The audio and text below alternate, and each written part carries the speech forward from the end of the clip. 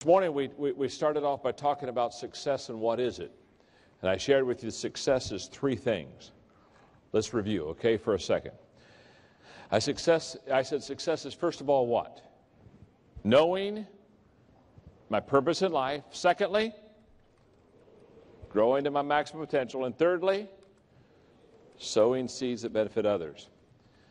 We talked about the foundation of leadership, and success is relationships, the ability to get along with people. I shared with you 2 or 3 people principles. I shared with you 2 or 3 people practices. What I have discovered, as well as you have discovered, is the fact, again, to be successful, you've got to be able to get along with people. Now, how many of you raise your hand and say, John, I've got this all covered. I know now that I'm tremendous with my relationship skills. I'm ready to learn the second thing. You ready, huh? You ready? Are you ready to go to the second one, or you want me to stay on relationships a while? You all right? You've got this relationship thing down, correct? Okay. And I know when you get the book, Winning with People and 25 Ways to Win with People, I know that you're not getting it for yourself, but you're getting it for somebody who really needs that book, right? Okay? All right. Makes me feel better. All right. In this session, I would like to talk to you about equipping people. How do you and I train and develop and equip people? Now, here's why this is so important. And by the way, I had people ask me during the break about what are my best equipping books. My best equipping books are books such as The 17 Laws of Teamwork, The 17 Qualities of a Team Player, Developing the Leaders Around You. Those are books that really help you in developing a team. So let's get started. Teamwork makes the dream work. So therefore, when people come to me and they say something like, I have this dream, I would like to accomplish this. Boy, would I really want to build a company. I want to build my business. I want to help people.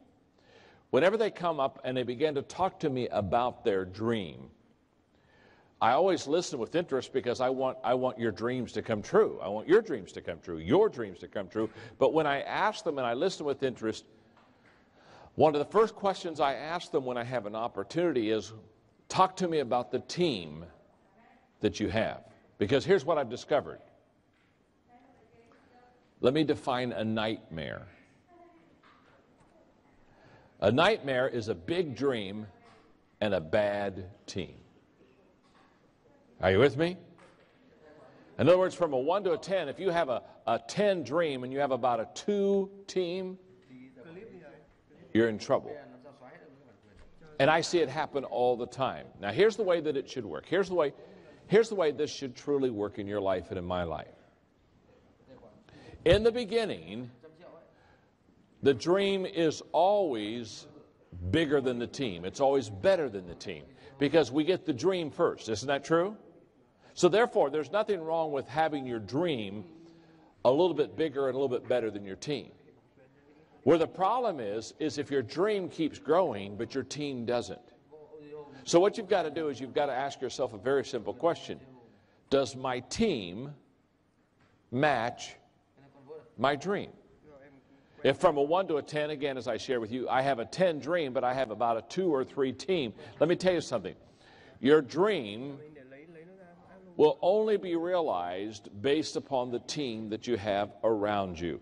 One of the laws in the 21 Irrefutable Laws of Leadership, and I'm kind of interested, would there be some people that have that book? How many of you would have my book? I wrote a book called The 21 Irrefutable Laws of Leadership. If you have that book, I didn't ask you if you read it, okay? I didn't do that. I'm not that bold, okay?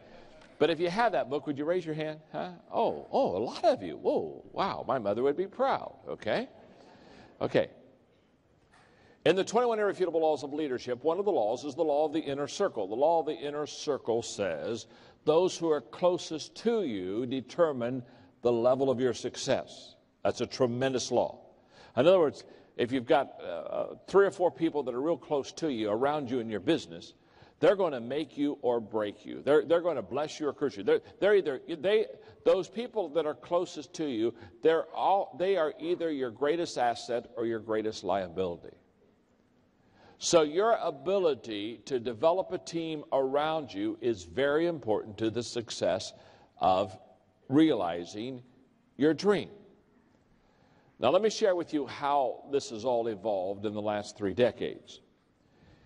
In the 1980s, in business, the key word was management. Peter Drucker, the great management guru, was writing books on management, and people were saying, I've got to learn how to manage my company. I've got to learn how to manage my business. I've got to learn how to manage myself. And in the 1980s, management was a key word. I had the privilege in the 1980s of having Peter Drucker mentor me. And management was a very important word. But in the 1990s, business people started going from the word management and books on management to books on leadership. And here's why. Management assumes everything will stay the same.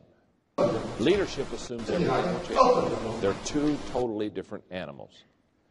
And in the 80s, when things were more stable, people said, I've got to manage this. I've got to make sure that I have control over it. In the 90s, all of a sudden, they said, my goodness, it's getting out of control. I've got to learn to lead. I've got to get out in front of it. So leadership became the key word of the 1990s, and that's when I kind of got onto the scene and started writing leadership books and helping Fortune 500 companies really get their hands around how do you lead a company. Now, as we've gone into the 21st century, this decade, we've gone from leadership to team leadership.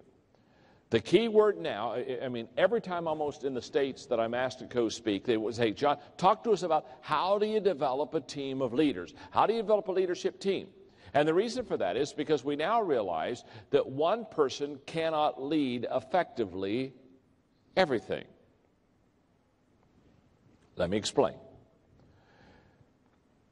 About 6 years ago, when I wrote the 21 Irrefutable Laws of Leadership, for 2 years in the States, I lectured all over the country on that subject, the 21 Irrefutable Laws of Leadership. What that book did is it helped people understand that if you're going to lead, you've got to be able to do more than just one thing. You see, people used to think that leadership was vision, so they would say, well, if you can cast a vision, you're a good leader. Well, all of a sudden they realized, well, you have to be able to cast a vision, but you have to be able to do 20 other things too. So when I wrote the 21 Irrefutable Laws of Leadership, it became very apparent that if you're going to lead effectively, one of the first things you're going to have to do is you're going to have to develop a team of leaders. You're going to have to develop a leadership team. For example, I wrote the 21 Irrefutable Laws of Leadership, and 5 of the 21 laws I am average or less in. Okay? For example, one of the laws that I'm below average in is the law of navigation. The law of navigation says anyone can steer a ship, but it takes a leader to chart a course. I am not a good navigator. I'm big picture. I don't want to do the day-to-day navigation. I've got people around me that do all the day-to-day stuff, but I don't want to do that. I'm not a very good leader. And so therefore, I have all of my companies in one building in Atlanta, Georgia. And so therefore, when we outgrew our building and we had to go to another building, I stood up in front of all 3 companies. I brought them all together and said, we're going to have to relocate over the next 6 months to another building here in the city. And I said, you know that I'm not good at navigation. I'm not a navigator. So I brought Frank up and I said, Frank will be doing the navigating. And as soon as all the companies realized I wouldn't be doing the navigating, they started to clap and cheer, and they're saying, yay, oh, good. Yeah, wow, thank God, John's not going to lead us here. Woo! We were worried. We figured we'd be in the ditch with him. So I brought Frank up and I said, now Frank's going to do the navigating. He's going to do the leading. I'm not going to do the leading. Now, I own the companies. I'm the founder. Doesn't matter. I'm not a good navigator. See, you've got to know what you do well. You've got to know what see, as a leader, you don't get paid to carry the ball. You get paid to know who to give the ball to.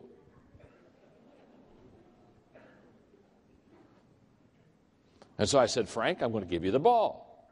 You're a better navigator. You're a 10 on navigation. I'm a 1. So Frank will be navigating. So I brought Frank up. Everybody clapped. I said, now, Frank, what that means is I'll follow you. See, leaders are not only leaders are also followers. And I said, because he's a better leader than I am in navigation, I said, Frank, I'll follow you. And I said, is there anything you want me to do in helping us in relocation? He said, yes. He said, I have one request. I said, what is it? He said, promise not to come to any of our meetings. And I raised my right hand and said, okay, I promise. I won't come to any of your meetings. And everybody cheered. Oh, thank God, he's not coming to the meetings.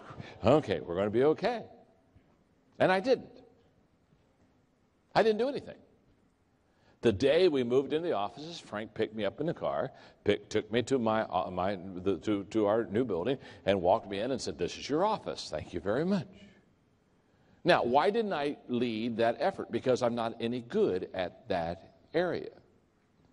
Now, you see, when I wrote the 21 Irrefutable Laws of Leadership, all of a sudden people began to realize you can't do all 21 things well. You're good, but you're not that good. In fact, I was speaking to 200 CEOs of companies in the States. They had this President's Day, and it was just CEOs and me. And I was talking to 200 CEOs, and one of the things I told them is, I said, you need to go back to your people and stand up in front of them and tell them the things you're not good at. And it really bothered them.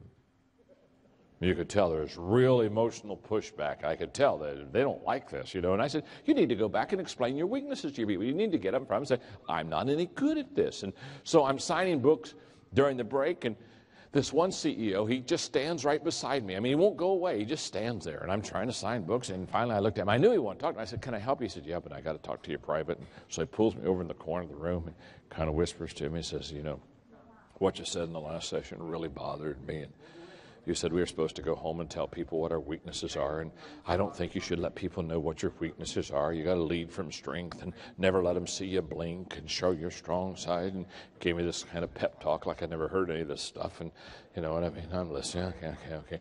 Finally, he's done. I put my arm around him. I said, friend, my name is John. I said, you're operating on a false assumption. He said, what's that? What's the false assumption? What's the false assumption? I said, you're assuming your people don't know your weaknesses. I said, they already know what you don't do well. They talk about it all the time. I said, the reason I ask you to go back and share with them what your weaknesses are so that it would relieve them. It would be like, oh, he knows. Oh, this is very good. We don't have to tell him. We don't have to tell him.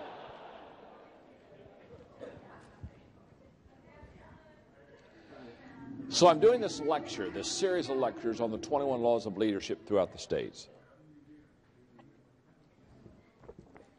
And I'm signing books, and I have this kid who just gets his MBA degree.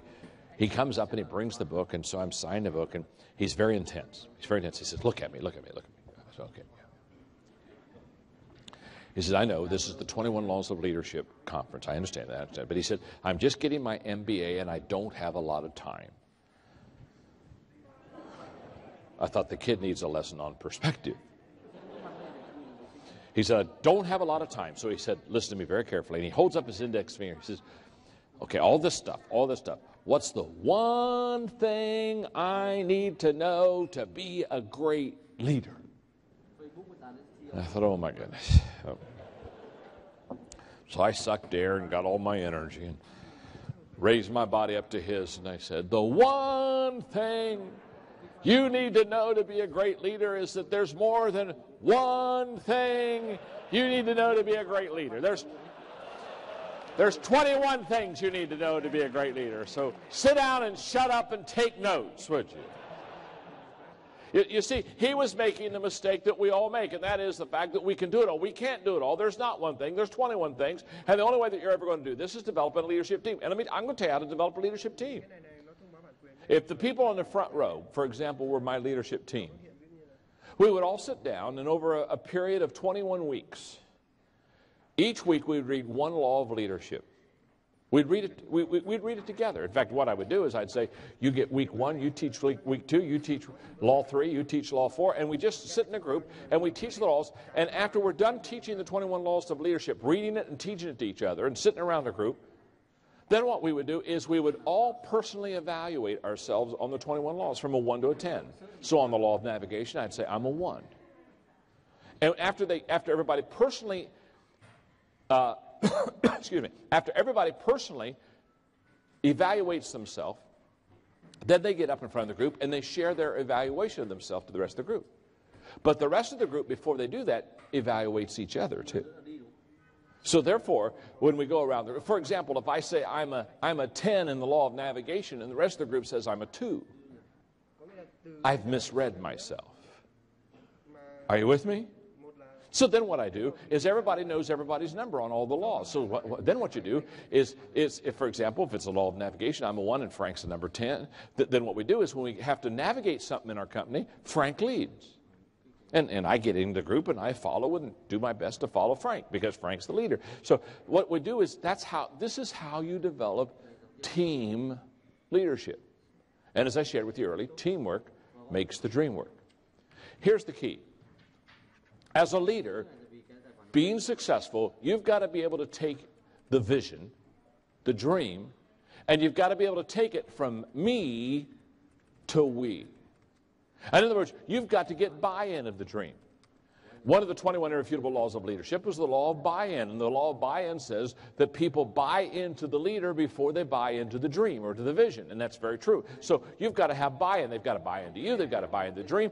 And then you've got to share the load with the leaders. And here's why you have to share the load. This is why you've got to develop teams. This is why you've got to equip people. In the 17 laws of teamwork, one of the laws of teamwork is the law of significance. The law of significance says one is too small of a number to achieve greatness. The law of significance says to you and me that it's impossible on our own, by ourselves, to do something significant. Let me give you this challenge.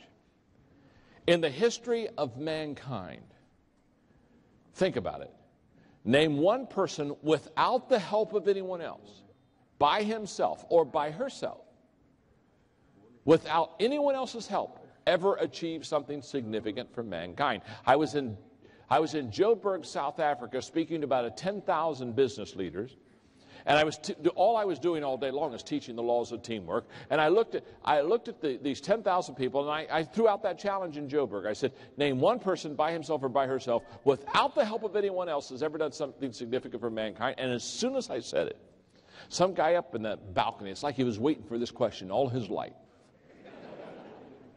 Some guy in the balcony, the guy said, Charles Lindbergh, he crossed the Atlantic Ocean in a plane all by himself.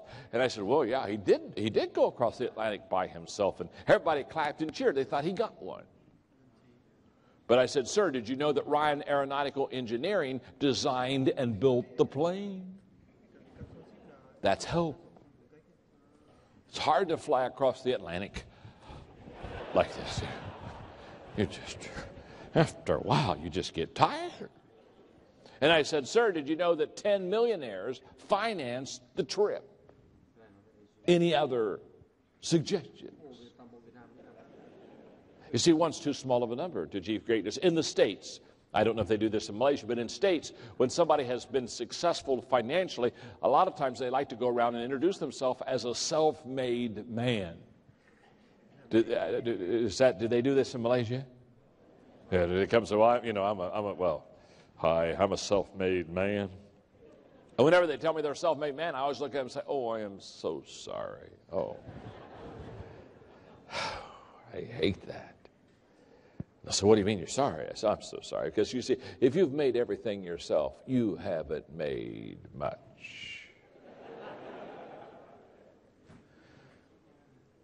I keep with me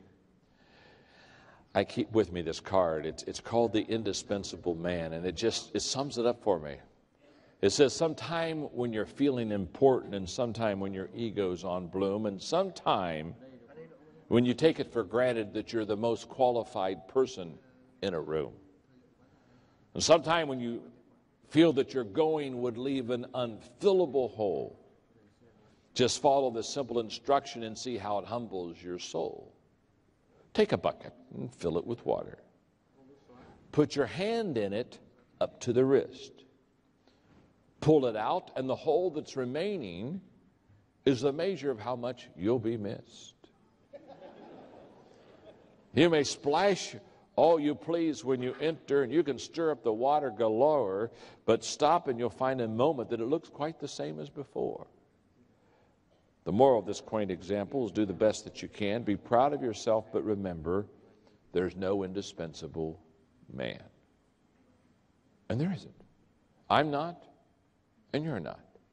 So if you're going to do something significant, you've got to do it with others. You've got to develop a leadership team. You've got to develop a team around you. Let me explain it this way. In the 17 laws of teamwork, one of the laws of teamwork is the law of Mount Everest. The law of Mount Everest says, as the challenge escalates, the need for teamwork elevates. The law of Mount Everest says that the bigger the challenge you have before you, the better team you need to have around you. So if you've got a big challenge in front of you, you've got to get yourself a good team around you. If you're going to climb Mount Everest, you've got to have a good climbing team.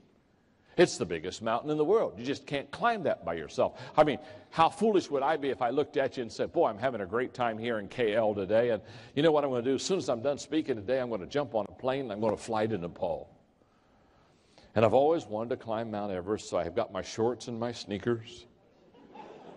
And you know what I mean? I've got a couple days before the weekend, and I just thought I would just kind of run over there and run up on the top of Mount Everest and, you know, plant a flag, you know what I mean, and take a picture and go back down. You say, that's the dumbest man I've ever heard. He can't climb Mount Everest by himself, which I can't. You see, that's like a person with a big dream acting like they don't need people around them. I have something else I want to share with you. I love this.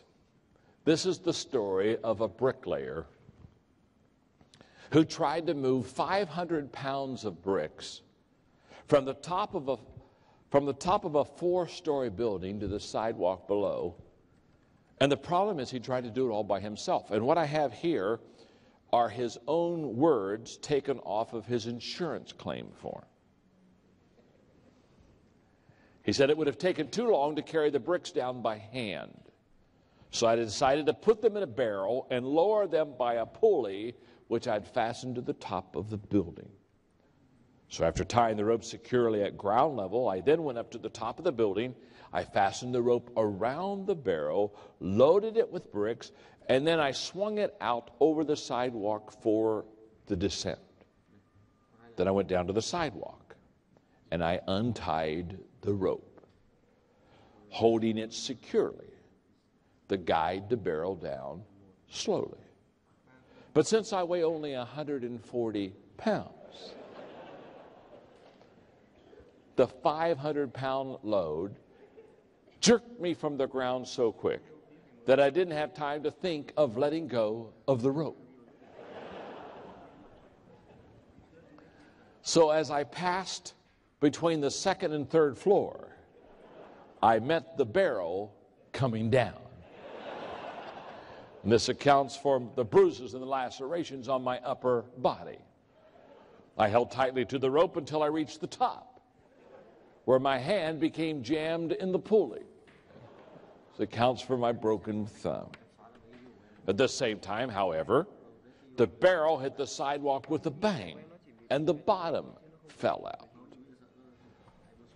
With the weight of the bricks gone,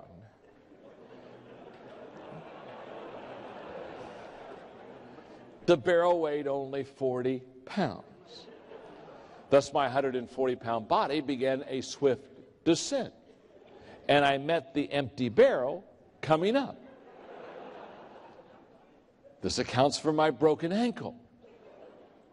Slowed only slightly, I continued the descent and landed on the pile of bricks. This accounts for my sprained back and broken collarbone.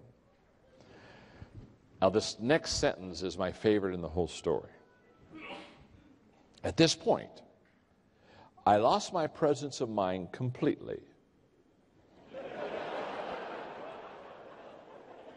I'd like to debate that one.